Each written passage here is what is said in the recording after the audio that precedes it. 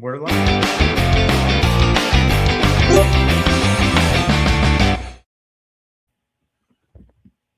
Welcome to the award-winning RotoWire Fantasy Basketball podcast, brought to you by DraftKings, Chalkboard, and Sling. It's Friday, December 19th, and with me, Shannon McEwen, and I'm Ken K-Train Kreitz. All aboard. Our usual host, Alex Bertha, out sick today, missing the holiday version, Shannon, of today's pod. And also, just a programming message. We're going to be off next week. We will return January 2nd, but Alex, Ken, and I are all going to be sick next week. That's right.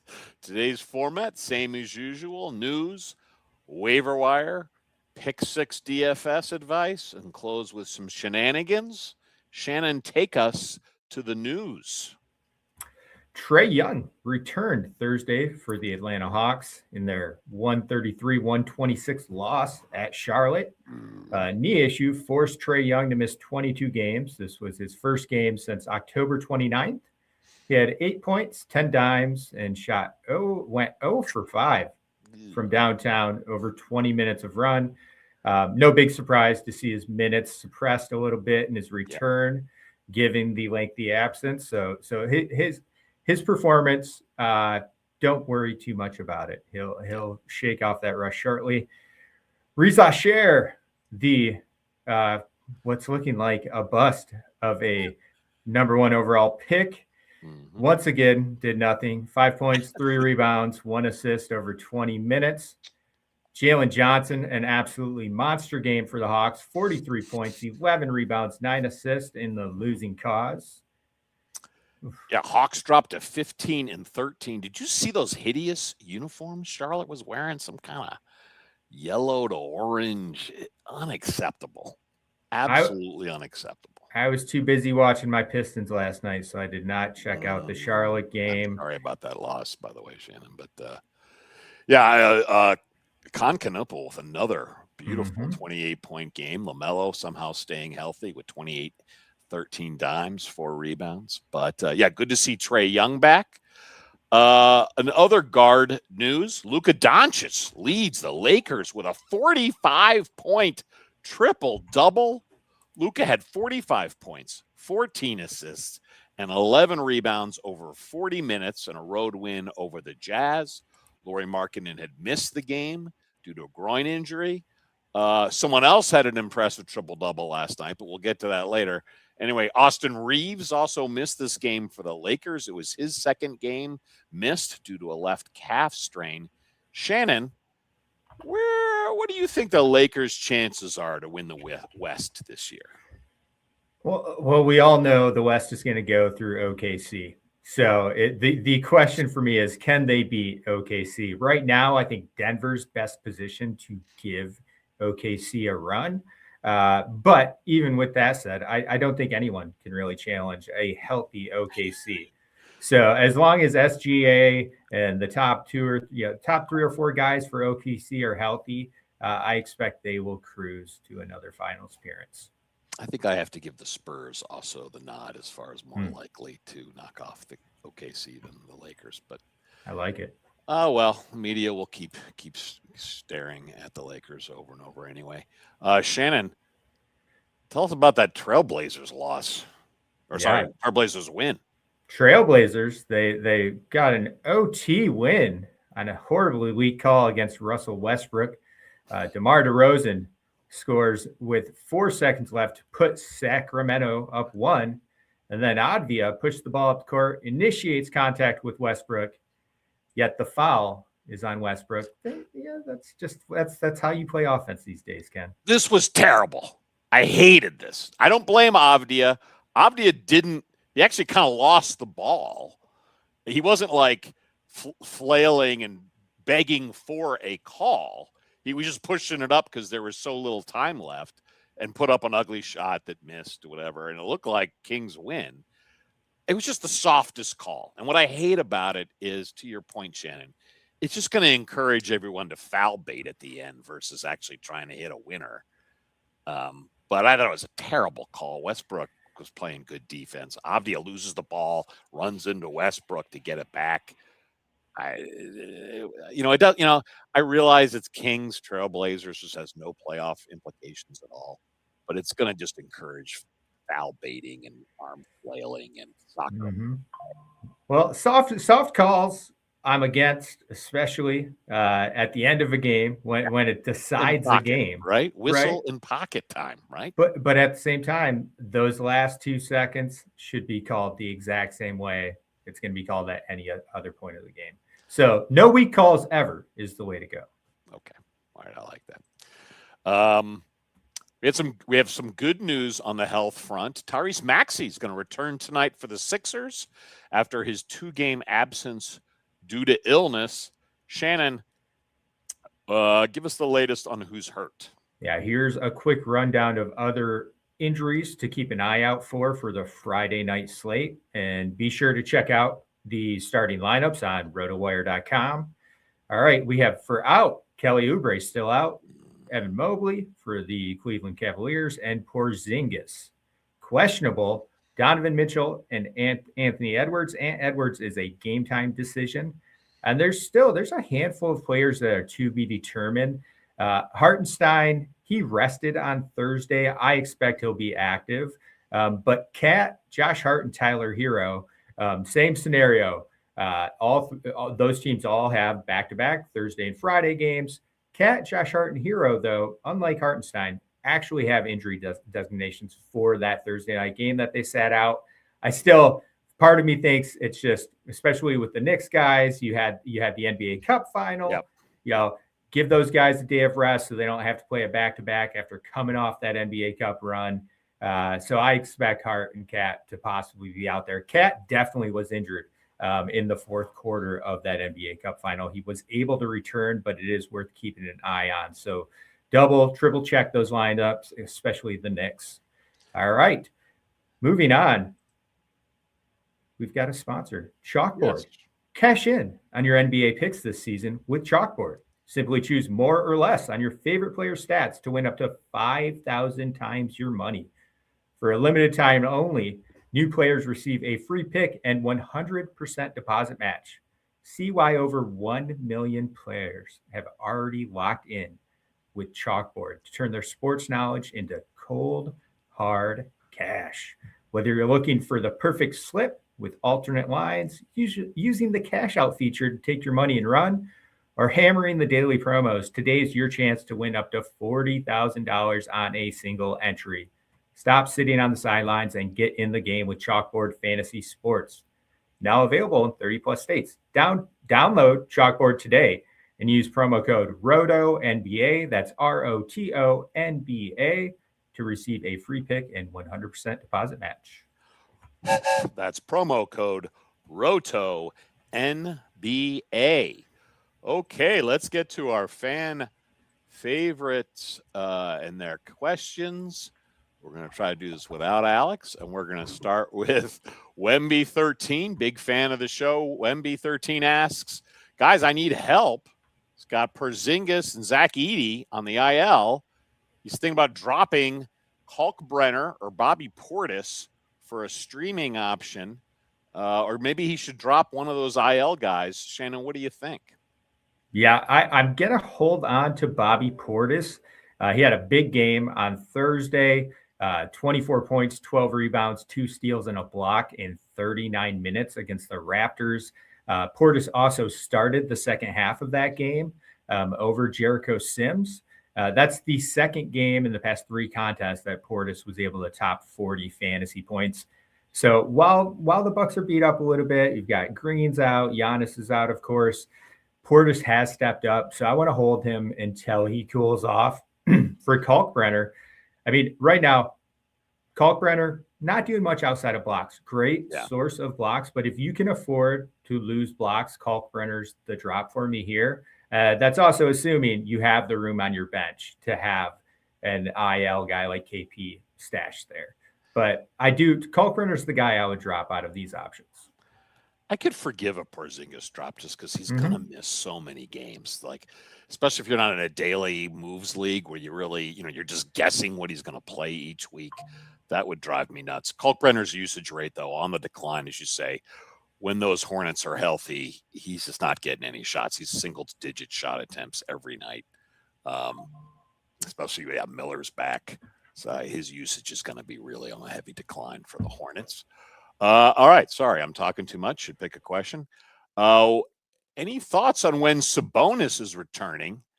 Everyone's, enjoying Reyno's value with the Kings. Does Reyno have value when Sabonis comes back, Shannon?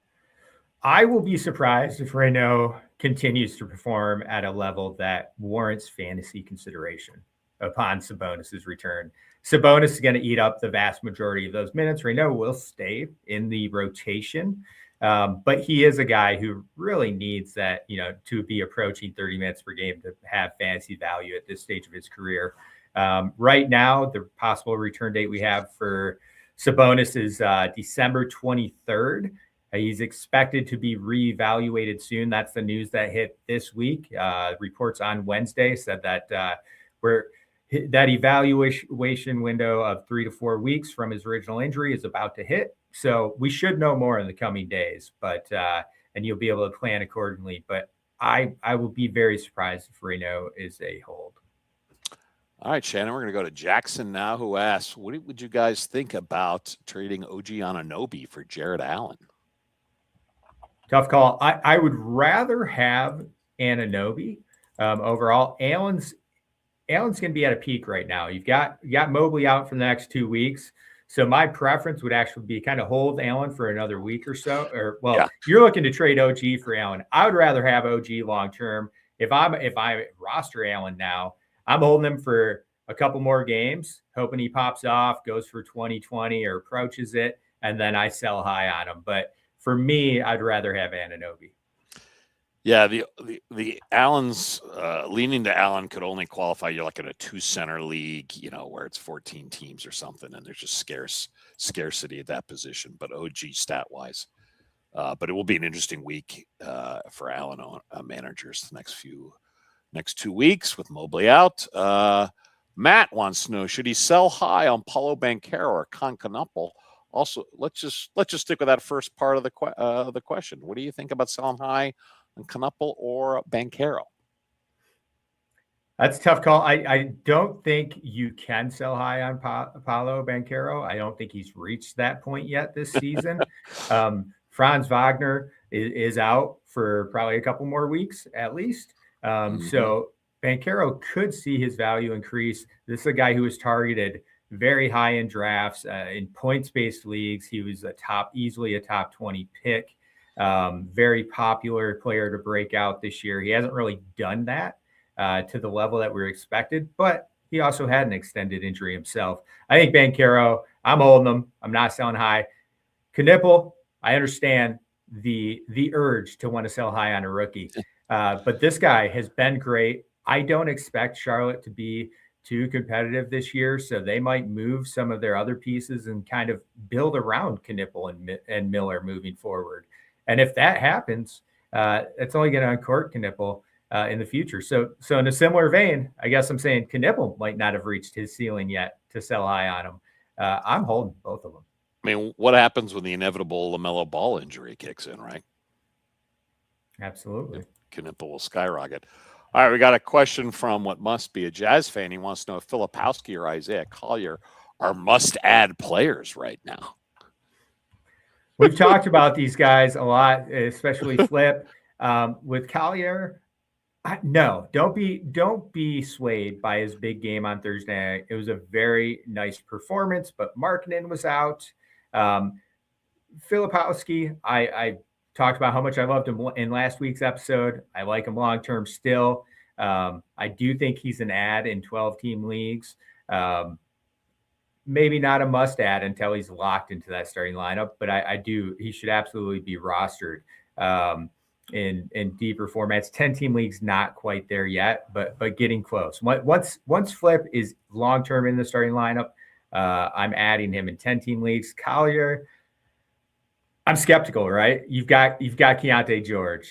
You've got Clayton Jr. there as well, who I think will earn some minutes down the stretch for this Utah Jazz team. So for Isaiah Collier, I'm not running to pick him up off waivers. All right, and then I'm not sure how to say that name, but he's a fan asking Garland for Paul George in a 12-teamer. That's a solid trade. Paul George has surprisingly been playing very well. The last few games for the Sixers, George has been probably better than he was all of last season, because he looked he did not perform well last year. 16, 5, and 3, well below the 22, 5, and 3.5 he had the year before with the Clippers. Obviously, health was an issue, but George has been on fire over the past 4 games. He's averaging 22.5, 5.3, 4 assists. Not doing as much as he did on defense in his prime, but he's still drilling a bunch of 3-pointers as well, 3.5 points. This is a tough one for me. I do think it's almost a preference thing. If you need assist, Garland's the guy to have. Scoring, probably going to be about even. I do think there's a little bit more upside with Garland, especially with Mobley out. If Mitchell were to miss any time, again, Mitchell is game time decision for tonight's contest. I'm hesitantly going with Garland, but I think this is a coin flip. I think you trade high on Paul George now, knowing that he's going to miss a healthy chunk of games. He's 35 years old. He is not in great health overall. Trade high on Paul George personally. Not sure where I stand versus Garland, but yeah, I think I'm with you. I would rather have Garland, just assuming that another big injury is coming for Paul, for PG. All right, Shannon, tell us about our good friends at Sling. Yeah, over at Sling. Are you tired of paying for live TV you don't watch? With Sling, you get all the live sports, news, and entertainment you want, only when you want it. Get your hands on a Sling 1-day, 3-day, or 7-day pass, starting at $4.99. Get over 30 of your favorite channels for the best price and stop overpaying for full-time live TV plans. Sling has a pass for any occasion. A big game tonight? Grab a 1-day pass for just $4.99. Want a full week of live TV for one low price? Get a 7-day pass. And for all those weekend watchers out there, you can enjoy live sports, news, and entertainment from Friday morning to Sunday night with a 3-day pass. Only Sling lets you watch what you want when you want. So you only pay for that TV that you want to watch. Get live TV for the day, week, or weekend. Your choice, all for a great price. Watch live TV on your terms. Start now at just $4.99. Sling lets you do that. Use the link below to sign up today. All right. Well said, Shannon. It's now time for the meat of the podcast. That's right. The waiver wire section where we're discussing free agent picks heading into week. I'm not sure what number week this is, but it is the week of December 22nd. For the week of December 22nd, Brooklyn, the Nets only have 2 games. The rest of the NBA is kind of evenly split between 4 or 3 games. We're without Alex. Shannon and I are each going to do 3 regular picks and 1 long shot. I will say, fans, if you're enjoying this video, please hit like and subscribe below. All right, here's my first waiver wire suggestion. And it's someone who's been out all year but will return soon. Dejounte Murray, star point guard of the New Orleans Pelicans. He's managed in 24% of Yahoo leagues. Shams is reporting, ESPN Shams is reporting that Murray's going to return from his Achilles injury just after New Year's Day. Murray's still only 29 years old, so he's not like in Paul George territory. And I remember last year, Murray put up 17.5 points a game, almost 7.5 assists per game, and well over 5 rebounds a contest.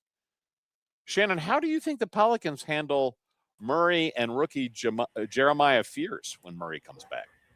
The Pelicans are currently 6-22. I expect Murray will obviously get run. He'll be probably not immediately inserted into the starting lineup. They might want to have him come off the bench for a couple games, similar to what Wemby's doing for the Spurs right now. If it can happen for Wemby, it certainly can happen for Murray on a Pelicans roster. So the buildup will be slow. But eventually, I would expect Fears and Murray to be starting in the backcourt together, which means Jordan Poole will be taking a back seat and see a less minutes. So Fears, I'm not too afraid of keeping stashed on my roster. But Jordan Poole is a guy I would want to move before Murray returns. All right, Shannon, what's your first waiver wire pick? Wendell Carter, center for the Orlando Magic, 33% rostered on Yahoo. Carter's bet a top 100 game on a top 100 player on a per game basis for the entirety of the season. He's averaging 12.3 points, 7.7 rebounds, 1.5 stocks, and 1.3 3-pointers, while shooting 54, 77, and 44% in 29.8 minutes per game. Carter's production has improved recently with averages of 18, 8.3, 2 steals, 1 block, and 2.7 threes over his past 3 contests. During that stretch, Carter's been a top 50 fantasy option, but still only rostered on 33% of leagues. He's not an exciting option, but he's a must roster player in 12-team leagues and shouldn't be sitting on waivers in most 10-team formats either. With 33% rostership on Yahoo, that's just criminally low for Wendell Carter. Intriguing. In honor of Alex Barutha, our sick brother, being out today, I'm going to repeat a recommendation I think he made last week and go to Cleveland to again promote Jaylon Tyson, who's still only managed in 30% of Yahoo and ESPN leagues. It's 30% in both on both platforms. Cleveland, first of all, has 4 games next week. That is juicy. Evan Mobley is out the next 10 plus days. Plus, Cleveland has a few other nagging injuries. Tyson has a decent pedigree. He was a first-round pick.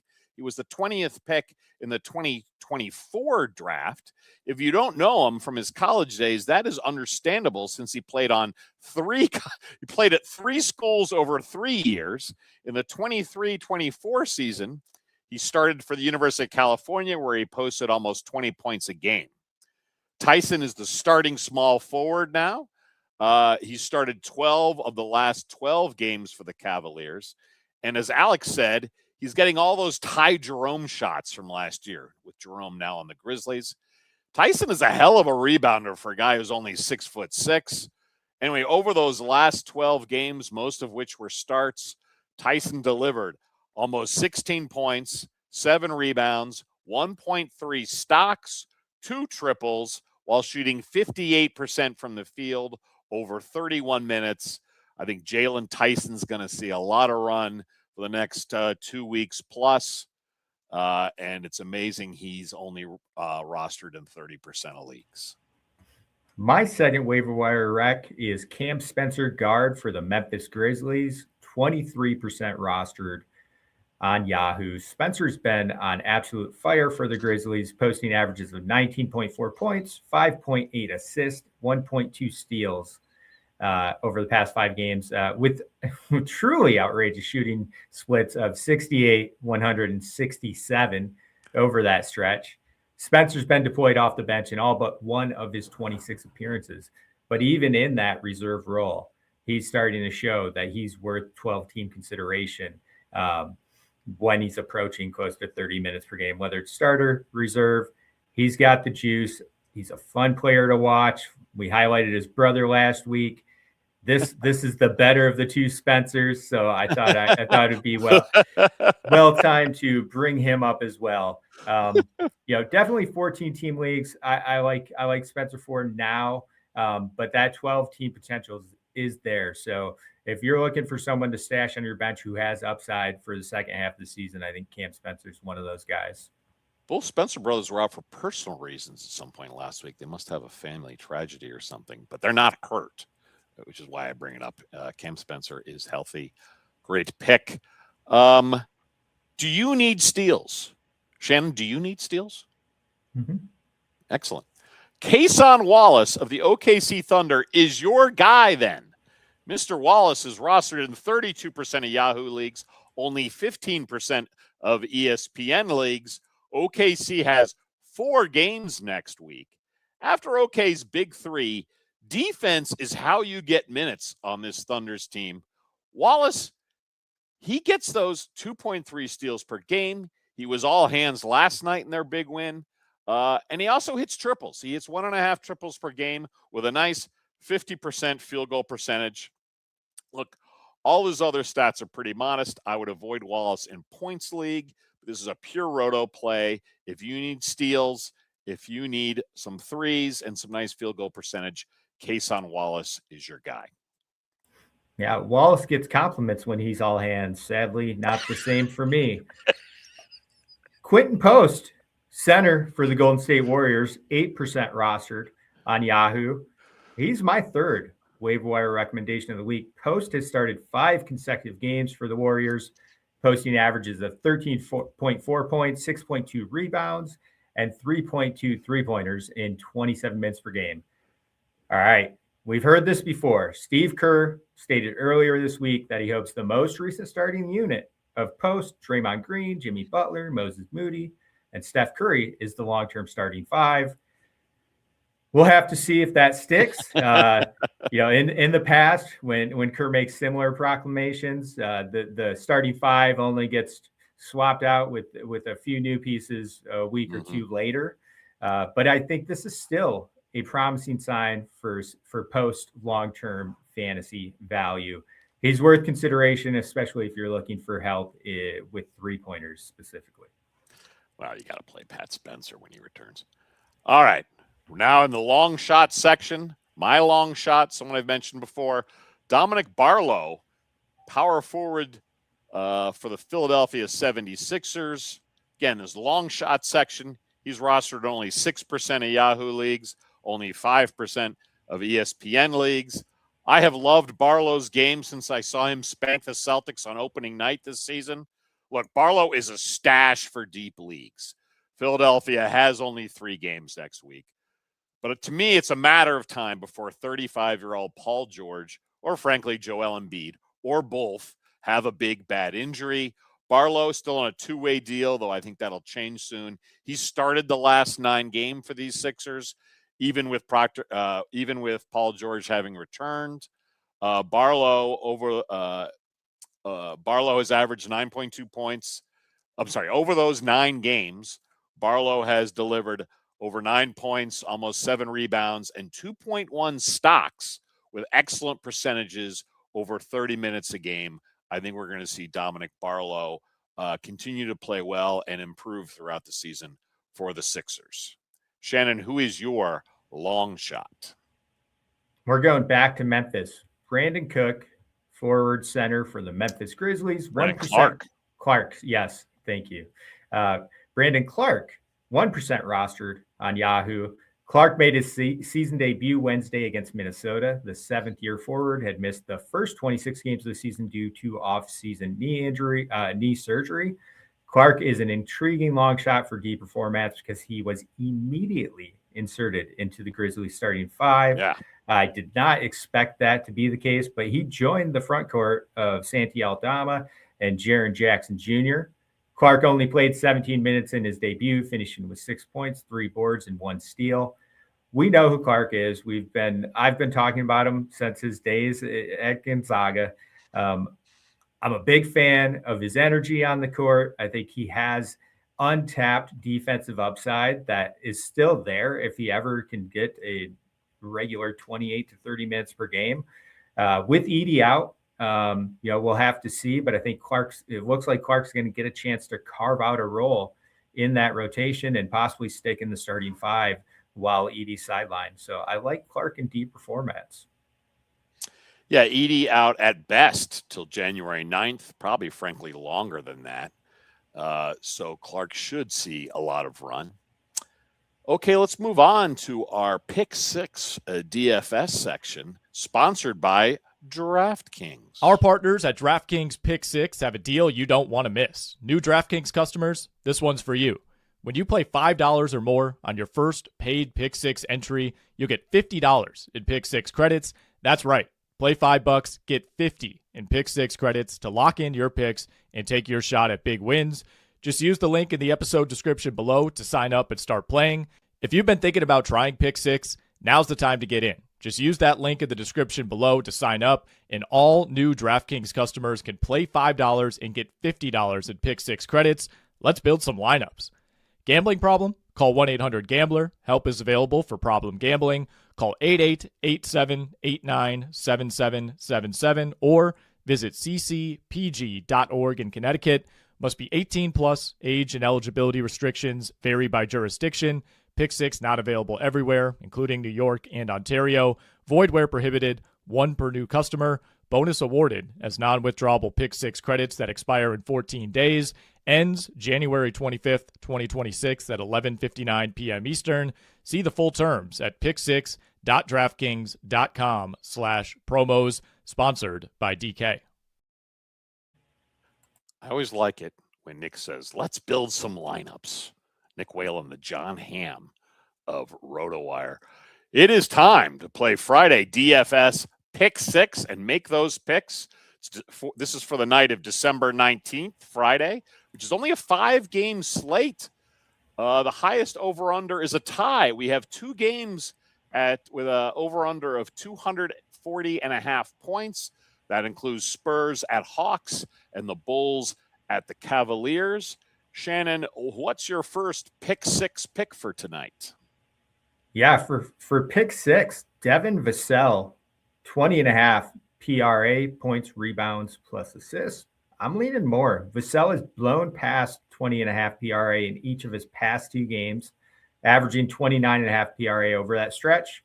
The Spurs are on the second leg of a back-to-back, and again, similar to the Knicks, they're coming off that extended NBA Cup Finals run.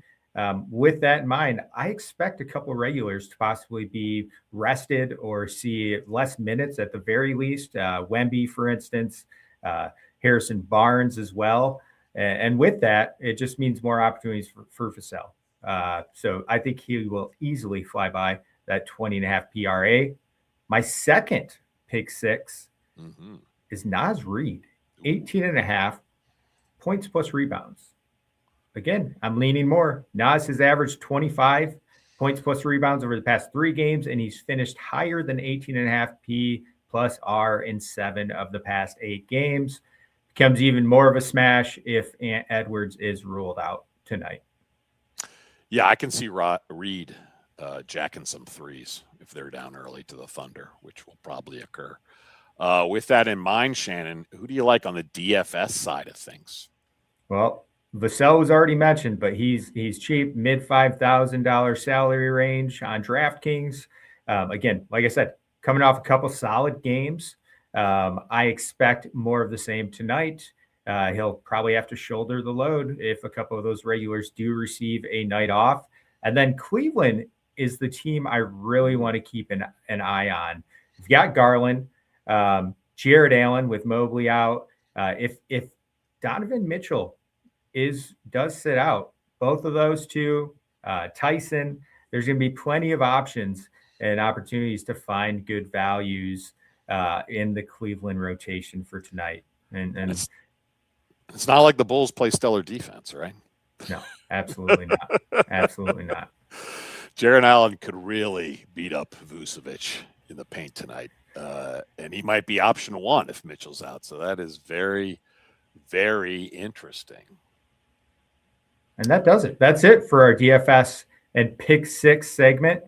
Thank you, DraftKings, for sponsoring. Ken, let me hear what what your feathers are all ruffled about this week. You're saying it's time for the old man rant? Absolutely. Arg! It's the holidays. How can I be grumpy when we're witnessing greatness every day in the NBA? Exhibit A, exhibit number 1. Last night, the Joker, Nikola Jokic, broke the all-time record for assists by a center. He didn't just break it, he blew it away. Of course he did it with yet another triple-double. in a win over the Magic. I think that gives him 177 triple-doubles. Joker now has 5,667 career dimes. Jokic passed Hall of Fame legend Kareem Abdul-Jabbar despite playing in less than 10 and a half seasons versus Jabbar's 20 seasons. That is amazing. I have tickets to see the Joker in Boston this January 7th. It's my second attempt to see Joker live after flying out to Denver last season just for Joker to be out sick. Okay. I'm still pissed about that.